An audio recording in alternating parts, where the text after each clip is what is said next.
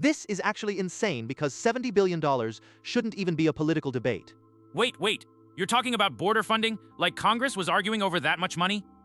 They were fighting tooth and nail over the enforcement mechanisms, the ICE and CBP aspects specifically. So it's just another massive spending bill pushed through to appease someone. That sounds messy. Messy is putting it lightly. It exposed major fractures right inside the Republican Party itself. But what does all that money actually fund? Is it just paying people's salaries? No, it's funding specific operational capabilities, advanced surveillance tech, increased manpower, and infrastructure for apprehension. So they are making the physical enforcement capacity significantly larger, regardless of policy debate. Exactly, and that's where the real implication is. The spending validates a punitive approach to border management. But if it's so necessary, why did this take months of internal fighting? What was the sticking point? It wasn't just about money, it was about which parts were prioritized and how aggressively they could deploy these resources. So the fight wasn't over whether to fund enforcement, but how much teeth to give the system. Precisely. The incentive structure forces them into this massive commitment of physical security funding.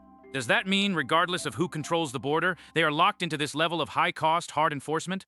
That's one risk. It establishes a deeply expensive baseline for future operations, a huge political hurdle to reverse.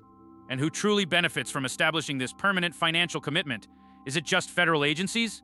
Beyond the agencies, anyone who profits from maximum border friction and perceived national security crises.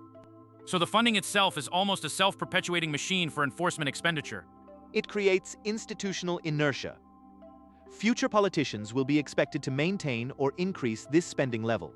You're suggesting the money actually mandates future policy, not just current operations? Absolutely. The sheer scale of $70 billion changes the entire political calculus around border management forever. Wait, if they spend this much on physical enforcement, what is the implication for actual humanitarian concerns? Because resources are hyper-focused on capture and deterrence, other needs, like processing or legal pathways, get sidelined entirely. So the financial emphasis inherently deprioritizes everything else? It suggests that maximizing control mechanisms was the overwhelming priority of the legislative process this cycle. This isn't just a border issue, it's a structural shift in federal spending priorities. That is the key takeaway. The focus on physical security is now deeply, irreversibly funded into the national budget framework.